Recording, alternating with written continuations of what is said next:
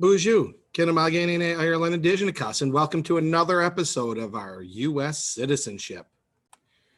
Today's episode, Citizenship Questions 11 through 15. The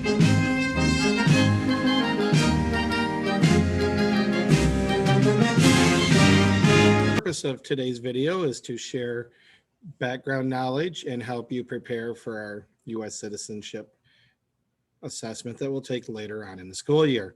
It also will help you be more versed on what we need to know as U.S. citizens, your rights, your responsibilities, who's right or wrong when somebody's posting on social media. So this will give you that background knowledge.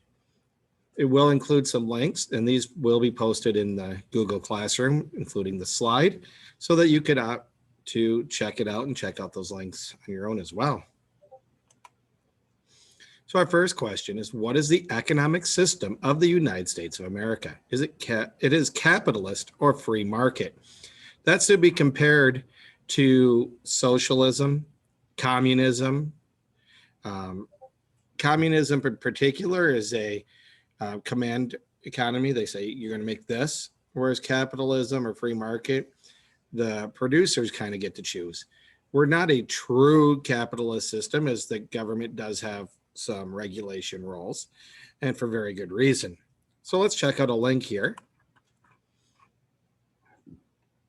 And it has some good words for you to know, such as free market, supply and demand, which is the idea that the more available, the less it will cost. You know about Adam Smith, modern capitalism, some pros and cons, and from the opinion of the writers here, and some facts. Feel free to take a peek at this. It's, like I said, it's really good to know a little bit of the terminology here, like supply and demand. The next question, under the rule of law, is anyone above the law? And the official answer is no. 2 exclamation points. Now, this can be up to debate for some people, but legally, everyone is subject to the law. And I have a link here about rule of law with an explanation here. And it's kind of designed to limit the powers of government by judicial defense of laws, prevent dictatorship, and to protect the rights of people. That's the key thing off of this page. We are not a dictatorship. So it's not a situation where the president can just say, you know what, we're not going to have an election. That would be violating the rule of law.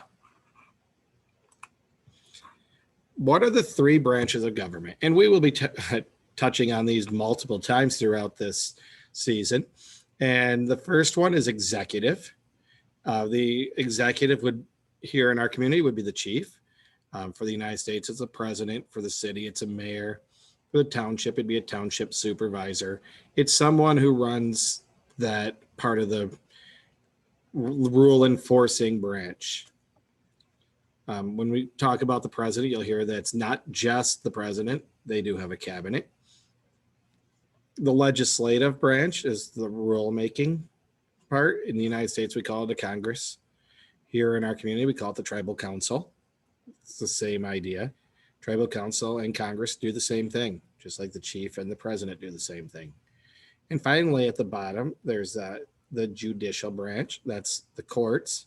In the United States, the top court is known as the Supreme Court. So executive, legislative, and judicial. Make sure you know all 3. Who is in charge of the executive branch? And you may have noticed this on the previous page. Beginning with the president for the United States, the chief here in our community, the governor for the state of Michigan, the mayor for Mount Pleasant, township supervisor for Union Township. Those are the people that head that branch. And you'll learn more about their powers throughout the course of the year. So I'm not going to spend a lot of time discussing that beyond the fact that they are the person who often is voted to lead the government. They're the face of the government. Never really hear us talking about the treasurer, not unless something bad happens, of course. Who makes federal law?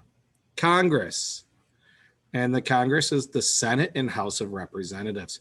Now, the key word on here is federal.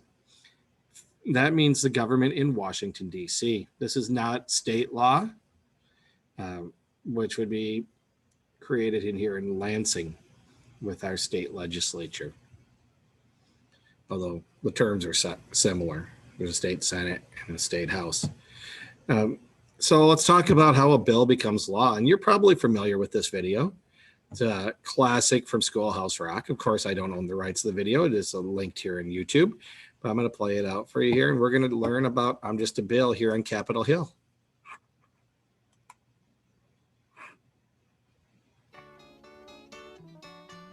Woo, you sure got to climb a lot of steps to get to this Capitol building here in Washington. Well, I wonder who that sad little scrap of paper is.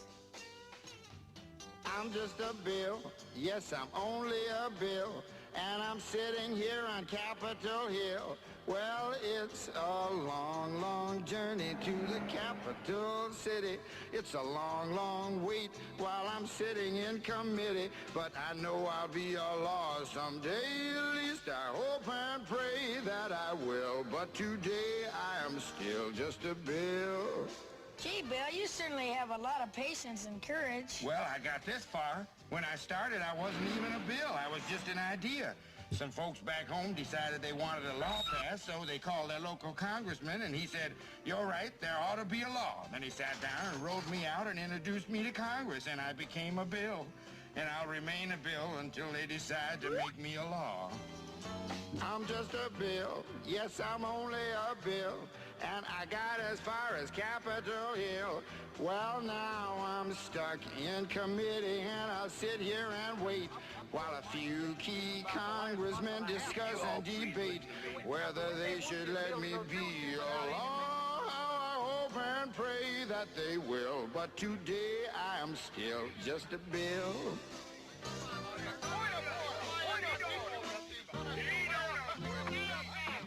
Listen to those congressmen arguing. Is all that discussion and debate about you? Yeah, I'm one of the lucky ones. Most bills never even get this far. I hope they decide to report on me favorably, otherwise I may die. Die? Yeah, die in committee. Oh, but it looks like I'm going to live. Now I go to the House of Representatives and they vote on me. If they vote yes, what happens? Then I go to the Senate and the whole thing starts all over again. Oh, no. Oh, yes. I'm just a bill. Yes, I'm only a bill. And if they vote for me on Capitol Hill, well, then I'm off to the White House where I'll wait in a line with a lot of other bills for the president to sign. And if he signs me, then I'll be a law. I hope and pray that he will. But today I am still just a bill. You mean even if the whole Congress says you should be a law, the president can still say no? Yes, that's called a veto. If the president vetoes me, I have to go back to Congress and they vote on me again, and by that time you're so By old. that time, it's very unlikely that you become a law. It's not easy to become a law, is it? No, but how I hope and pray that I will. But today I am still just a bill. He signed your bill. Now you're a law. Oh, yes. That concludes today's episode. As a legal note, I do not own the rights to that video, and the links are posted here for you to check out on your own. I want to say miigwech for viewing this episode. To practice, please visit this Quizlet, which will be posted in your Google Classroom as well, to make sure that you are grasping the concepts and questions completely. It's always a good idea to check some of the previous ones and practice with those as well, because you never want to forget what you've already learned. Well, that wraps up today's episode. Everyone have a minogijigad, minwa, pamapi.